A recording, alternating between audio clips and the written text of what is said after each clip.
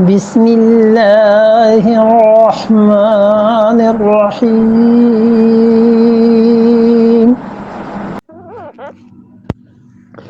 وَإِذَا طَلَّقْتُمُ النِّسَاءَ فَبَلَغْنَ أَجَلَهُنَّ فَأَمْسِكُوهُنَّ بِمَعْرُوفٍ أَوْ صَرِّحُوهُنَّ بِمَعْرُوفٍ وَلَا تُمْسِكُوهُنَّ ضِرَارًا لِتَعْتَدُوا وَمَنْ يَفْعَلْ ذَلِكَ فَقَدْ ظَلَمَ نَفْسَهُ وَلَا تَتَّخِذُوا آيَاتِ اللَّهِ هزوا واذكروا نعمة الله عليكم وما أنزل عليكم من الكتاب والحكمة يعظكم به واتقوا الله واعلموا أن الله بكل شيء عليم وَإِذَا طَلَّقْتُمُ النِّسَاءَ اور جب تم اپنی عورتوں کو طلاق دے دو فَبَلَغْنَ أَجَلَهُنَّ اور وہ اپنی اجل کو پہنچ جائیں. اجل سے مراد مدت متعین، وہ وقت جو مقرر ہے. مہر کی صورت میں اجل سے مراد وہ مدت جو متعین ہے، یعنی شوہر کے مرنے کے ساتھ ہی اگر مہر ادا نہیں ہوا تھا، کوئی بات چاہے ہوئی بھی نہیں تھی، تو بھی عورت کا مہر قرض کے کھاتے میں آ جائے گا کہ اس کا مہر دینا ہے. اجل سے مراد نکاح کے باب میں طلاق، کہ جو ہی اس نے طلاق کی بات کی، لڑکی کے مہر کا فیصلہ پہلے کیا جائے گا کہ مہر کا کی کیا پوزیشن ہے، دیا ہے نہیں دیا، کتنا دینا ہے. یہاں پہ کیا مراد ہے؟ فَبَلَغْنَ أَجَلَهُنَّ، عدت، یعنی جب اس کی عدت پوری ہونے کے قریب ان خواتین کی آ جائے تو پھر فَامْسِكُوهُنَّ، رجوع کر لینا، انہیں اپنے پاس رکھنا. یہ اچھی چیز ہے. رسول اللہ صلی اللہ علیہ وسلم نے اسی لیے ان ازدواجی تعلقات کے توڑنے کو بڑا ہی مکروہ جانا ہے. حدیث میں آتا ہے، حضرت صلی اللہ علیہ وسلم نے فرمایا، شیطان بیٹھ جاتا ہے پانی پہ اور اپنا تخت جما لیتا ہے، اور جتنے چھوٹے چھوٹے شیاطین ہوتے ہیں اس کے پاس حاضری دیتے ہیں، اور وہ پوچھتا ہے کہ تم نے کیا کیا انسانوں کا، تو بتاتا ہے میں نے فلاں سے گناہ کرایا، فلاں سے گناہ کرایا، فلاں کو ایسے بہکایا. اور جو شیطان اس میں سے کھڑا ہو کے کہتا ہے کہ میں نے میاں بیوی میں لڑائی کرا دی حتیٰ کہ طلاق ہو گئی، تو فرمایا وہ اسے اپنے قریب کر لیتا ہے، گلے لگاتا ہے کہ تم نے صحیح کام کیا. یہ چیز ہے جو رسول اللہ صلی اللہ علیہ وسلم نے فرمایا، یعنی شیطان اکبر جو ہے وہ بھی اس چیز سے خوش ہوتا ہے. اسی لیے حضرت بریرہ اور حضرت مغیث رضی اللہ عنہ کا جو معاملہ پیش آیا، حضرت بریرہ رضی اللہ عنہ جو تھیں یہ باندی تھیں حضرت عائشہ رضی اللہ عنہ کی، اور مغیث رضی اللہ عنہ کو اچھی لگی، نکاح ہو گیا. اور رسول اللہ صلی اللہ علیہ وسلم نے فرمایا میں نے کسی کو نہیں دیکھا جو کسی لڑکی کی محبت میں ایسا دیوانہ ہوا ہو جیسے یہ. صحابہ رضی اللہ عنہ کہتے ہیں کہ وہ نکاح تو ہو گیا، لیکن بریرہ وہ کہتی تھیں اس نکاح کو توڑو، ختم کرو، اب نہیں تم مجھے اچھے لگتے. اور صحابہ رضی اللہ عنہ کہتے تھے ہم نے مغیث کو دیکھا مدینہ منورہ کی گلیوں میں روتا پھرتا تھا اس کے لیے، بریرہ کے لیے. تو رسول اللہ صلی اللہ علیہ وسلم نے بریرہ کو اور ان کو بلایا، اور یہ طلاق کا مطالبہ کر رہی تھیں بہت زیادہ. تو حضرت صلی اللہ علیہ وسلم نے فرمایا بریرہ تم طلاق نہ لو، میں تو یہی کہتا ہوں. ان کا اللہ کے رسول آپ کا حکم ہے یا مشورہ؟ تو رسول اللہ صلی اللہ علیہ وسلم حکم تو نہیں، یہ ہے آزادی. ارشاد فرمایا مشورہ ہے. تو انہوں نے کہا اللہ کے رسول میں معذرت چاہتی ہوں آپ کے مشورے سے، مجھے میرا فیصلہ کرا دیں. تو رسول اللہ صلی اللہ علیہ وسلم نے فیصلہ کرا دیا، ذرہ برابر برا نہیں منایا کہ میرا مشورہ نہیں مانا گیا. یہ تلقین ہے. خاندانی معاملات میں بھائی ہوتے ہیں، بیٹے ہوتے ہیں، اور چھوٹے بڑے سب ہوتے ہیں، کسی کا مشورہ اگر نہیں مانا گیا تو اس میں کون سا ایسی ناراضگی کی بات ہے کہ ایک دوسرے سے تعلقات ہی توڑ لیے جائیں. اور بسا اوقات یہ ہوتا ہے کہ مشورہ نہ ماننے کے نقصانات بھی سامنے آتے ہیں، لیکن جبر نہیں ہے کہ مشورہ تم نے ضروری ماننا. تو حضرت مغیث رضی اللہ عنہ تو پریشان روتے تھے بیچارے. لیکن بریرہ ان کا دل پھر گیا تھا، نہیں کوئی لفٹ کرائی، طلاق لے لی انہوں نے. ہاں یہ چیزیں اپنے اختیار کی تھوڑا ہی ہیں، محبتیں اور تعلقات. اسی لیے اللہ تعالی نے فرمایا کہ دیکھو فَامْسِكُوهُنَّ، اب بھی اگر گنجائش یہ چیزیں روک لو ان بیویوں کو. عدت طلاق دے دی ہے، عدت پوری ہونے کا موقع آ گیا ہے، تو انہیں اچھی طرح رجوع کر کے روک لو، بمعروف، قاعدے کے مطابق، طریقے شرافت کے مطابق روکنا. یہ نہیں ہے کہ رجوع بھی کیا اور جاہلوں کی طرح جوتا بھی اس کے سر رکھا کہ میں رجوع کرتا ہوں، پھر کون تمہیں اپنائے گا اور کہاں باپ کے گھر جاؤ گی اور ماری ماری پھرو گی. اللہ نے کہا بمعروف، قاعدے کے مطابق. اس کی بھی ایک عزت ہے، اس کی بھی ایک انا ہے. ہر آدمی کے اندر انا ہوتی ہے اور جھگڑا اسی وقت شروع ہوتا ہے جب کوئی دوسرے کی انا کو چھیڑتا ہے، تنگ کرتا ہے. اس لیے ان چیزوں سے ہی بچنا چاہیے جس سے دوسرے کی انا مجروح ہو. اللہ نے کہا فَامْسِكُوهُنَّ بِمَعْرُوفٍ، قاعدے کے مطابق، او یا پھر سَرِّحُوهُنَّ بِمَعْرُوفٍ، نیکی سے شرافت سے اپنی بیوی کو فارغ کر دو. بس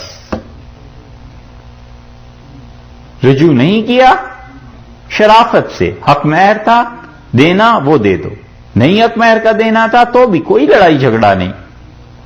وَلَا تُمْسِكُوهُنَّ، اور مت روکنا ان عورتوں کو، ضِرَارًا، نقصان پہنچانے کے لیے، لِتَعْتَدُوا، کہ تم ان پہ زیادتی کرو. عرب کرتے یہ تھے کہ طلاق دے دیتے تھے ایک، پھر جب 3 مہینے 4 مہینے یا جو بھی عدت اس کی پوری ہونی ہوئی ہے وہ عدت کے قریب پہنچی، 1-2 دن رہ گئے، پھر رجوع کر لیتے تھے. پھر اس بیچاری کو اپنا بیوی بنا کے رکھ لیتے تھے، مار پٹائی سب کچھ کرنا، پھر طلاق دے دی، پھر رجوع کر کے رکھ لیتے تھے.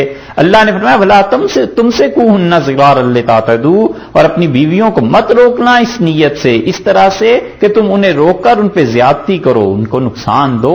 یہ عورتوں کے حقوق ہیں، اور یہ اور کوئی نہیں کہہ رہا، اللہ کہہ رہا ہے. یہ کوئی جج فیصلے نہیں سنا رہا، یہ اللہ کے فیصلے ہیں.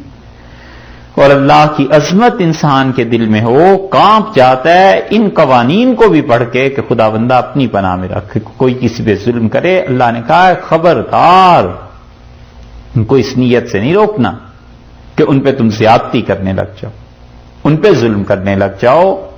قاعدے کے مطابق، نیکی کے مطابق، یا تو اس کو رجوع کر کے پھر رکھ لو، اور یا رجوع نہ کرو اور بس اسے چھوڑ دو. وَمَن يَفْعَلْ ذَلِكَ، اور جو کوئی تم میں سے یہ کرے گا، یعنی اپنی بیوی کو روک لے گا تاکہ اس پہ مزید ظلم کرے. اسی لیے شریعت نے یہ قاعدہ بتایا ہے کہ پوری عمر کے لیے 3 طلاقیں ہیں بس. نکاح کے وقت میں گویا نکاح پڑھنے والا یا اللہ تعالی کی طرف سے 3 پرچیاں شوہر صاحب کے ہاتھ میں دے دیتا ہے کہ لو میاں یہ 3 پرچیاں ہیں، اب تم نے 40 سال زندگی گزارنی ہے یا 50 سال. ایک پرچی کو جب پھاڑ کے پھینک دو گے تو 2 ہی باقی رہیں گی. اب یہ نہیں ہو سکتا کہ رجوع کر لیا تو ایک پرچی جو پھٹی ہوئی تھی دوبارہ ٹھیک ہو گئی، نہ. ایک آدمی طلاق دیتا ہے ایک بار، پھر رجوع کرتا ہے، 10 سال 15 سال بعد طلاق دے گا تو وہ دوسری طلاق ہوگی. یہ پہلی طلاق کینسل، یعنی مطلب اس معنی میں نہیں ہے کہ اب نئی سرے سے وہ پہلی طلاق ہوئی ہے اب یہ دوسری طلاق ہے. اور تیسری طلاق اس سے 15 سال پھر ایک طلاق دے دی تو وہ تیسری ہوئی، جان چھٹی. یہ تھوڑا ہی ہے کہ طلاقیں دے دے کے، ایسے بھی جاہل ہیں. ہاں مسئلے آتے ہیں نا ہمارے پاس پوچھنے کے لیے کہ جی میں نے تو اپنی بیوی کو 2 طلاقیں دی تھیں آج سے 10 سال پہلے، 2 اب دے دی. بھی 2 اب کیوں دے دیں؟ ایک کا حق تمہارے پاس رہ گیا تھا، 2 کس خوشی میں؟ کوئی فرشتہ ہوتا جو جوتے مارتا ان کے سر پہ کہ تم اپنے حقوق کو ناجائز استعمال کرتے ہو، شاید کچھ اصلاح ہوتی. پوری زندگی کے لیے 3 طلاقیں تھیں. اس لیے اللہ نے کہا ہے کہ وَمَن يَفْعَلْ ذَلِكَ، اور جو کوئی یہ کرے گا کہ اپنی بیوی کو تنگ کرے، رجوع کرے پھر اس نیت سے کہ تنگ کرنا ہے اسے، فَقَدْ ظَلَمَ نَفْسَهُ، وہ اپنی جان پہ ظلم کرتا ہے. جو ایسے کرتا ہے وہ اپنی جان پہ ظلم کرتا ہے. اس لیے کہ وہ تو ہے نا بیچاری کمزور، کچھ کہہ نہیں سکتی، اس نے تو اپنے آپ کو اس کے حوالے کر رکھا ہے. ماں باپ ہیں، ان کی عزت ہے، معاشرہ ایسے ہی ہے. وہ بیچاری نہ طلاق کا تقاضا کر سکتی ہے کہ اپنے گھر جائے کہ ماں باپ کو اس بڑھاپے میں اب کیا داغ دکھانا، اور نہ وہ اس جگہ جی سکتی ہے. اس نے طلاق دی پھر رجوع کر لیا. اللہ نے فرمایا جو اس طرح کرتا ہے وہ اپنی جان پر ظلم کرتا ہے. مطلب یہ ہے کہ اس ظلم کا بدلہ ہم دے دیں گے. اسی لیے حدیث میں آیا ہے کہ جو بغیر کسی وجہ کے بیوی کو طلاق دیتا ہے، رسول اللہ صلی اللہ علیہ وسلم نے فرمایا اللہ اس عورت کی آواز سننے کے لیے اس آسمان پہ آتا ہے جسے تم اپنی آنکھوں سے دیکھتے ہو، اور اللہ کہتے ہیں لَأَنصُرَنَّكِ، ہم تیری مدد یقیناً کریں گے، وَلَوْ بَعْدَ حِينٍ، بس تو تھوڑا سا صبر کر، دیکھ ہم اسے کیسے پکڑتے ہیں. اسی لیے خدا نے کہا وَمَن يَفْعَلْ ذَلِكَ فَقَدْ ظَلَمَ نَفْسَهُ، جو ایسے کرتا ہے اپنی جان پہ ظلم کرتا ہے. بچے ہمیشہ بچتا رہے ان چیزوں سے. وَلَا تَتَّخِذُوا، اور دیکھو نہ بنانا آیات اللہ ہزوا، اللہ کی ان آیات کو مذاق کا نشانہ نہ بنانا، مذاق نہ کرنا اللہ کی آیات کے ساتھ. یہ آیات اللہ جو کہا ہے اللہ نے یہاں پر، یہ طلاق کے مسائل کو اللہ نے کہا ہے یہ میری آیتیں ہیں، مت مذاق کرنا. اور یہ دلیل ہے خود حنفی فقہا کی کہ اگر کسی انسان نے مذاق میں بھی طلاق دے دی تو ہو گئی. رسول اللہ صلی اللہ علیہ وسلم نے فرمایا ثلاث جدہن جد وحزلہن جد، تین چیزیں ایسی ہیں کہ اگر کوئی مذاق میں بھی کہے گا تو ہو جائیں گی اور سنجیدگی سے کہے گا تو بھی ہو جائیں گی. آپ نے فرمایا طلاق، بیوی کو طلاق دینا، والعتاق، اور غلام کا آزاد کرنا، نکاح، تینوں چیز. ہنسی مذاق میں بھی کہا کہ میں طلاق دیتا ہوں، ہو گئی. اللہ نے اسی لیے کہا وَلَا تَتَّخِذُوا آیَاتِ اللَّهِ هُزُوًا، اللہ کی ان باتوں کو مذاق میں نہ لے آنا. تم مذاق میں کہہ دیا کہ اگر آپ نے یہ چیز کھائی آپ کو ایک طلاق ہو جائے گی، اور بیوی نے کھا لی ایک طلاق ہو گئی. یہ اللہ کے احکامات ہیں. اللہ نے کہا ہے انہیں کھیل نہ بنانا، تماشا نہ بنانا، مذاق کی چیزیں نہ بنانا. اس لیے غیر سنجیدہ زندگی میں حد ہے کہ نکاح اور طلاق پہ بھی آدمی کوئی مذاق کرنے لگے. مذاق میں کہہ دیا کہ میں نے آپ کو ایک طلاق آج دے دی ہے، کہہ دیا تھا میں نے کسی سے، بس وہ طلاق ہو گئی. وہ کہتی ہے آپ مذاق کر رہے ہیں، بعد میں کہا ہاں جی میں تو مذاق ہی کر رہا تھا، وہ جو مذاق کر رہے تھے نا وہ ہو گئی ہے وہاں. یہ وَلَا تَتَّخِذُوا آیَاتِ اللَّهِ هُزُوًا، اللہ کی باتوں کو، اللہ کے احکامات کو کھیل نہ بنا لینا. یہ سارے نتیجے ہیں ایک ہی بات کے، اور وہ ہے قرآن کو نہ پڑھنا، قرآن کو نہ سمجھنا. دیکھا خود آپ سچ بتائیں کہ اگر یہ قرآن پاک آپ نے نہ پڑھا ہوا ہوتا یا پہلے نہیں پڑھا ہوا تھا کتنے احکامات بتاتے. اب اندازہ ہوتا ہے کہ اسے نہ پڑھ کے نہ سمجھ کے اللہ کی کتاب کو آدمی کتنا جاہل رہ جاتا ہے. یہ سب نتیجے ہیں اس کے کہ اسلام کے لیے ان سے کچھ کروا لو، یہاں کھڑے ہو جاؤ اور کہو اسلام کے لیے کرنا ہے اور مارنا ہے فلاں کو اور فلاں جگہ گرانی ہے اور منظر گرانا ہے اور جہاد اور اس نام سے لاکھوں ڈالر، اور ان کو کہو اللہ کی کتاب پڑھنی ہے یار، روزانہ 4 5 7 گھنٹے نکال کے سنجیدگی سے پڑھو. اس کی پابندی نہیں کر سکتے.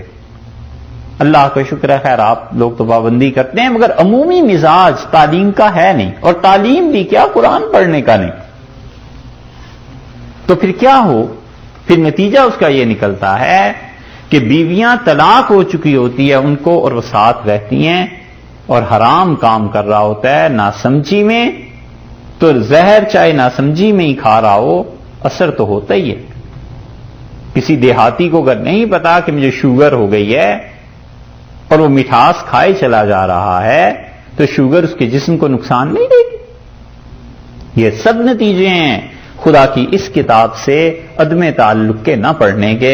اللہ نے فرمایا وَلَا تَتَّخِذُوا آیَاتِ اللَّهِ هُزُوًا، دیکھو اللہ کی آیات کو کھیل کا نشانہ نہ بنانا.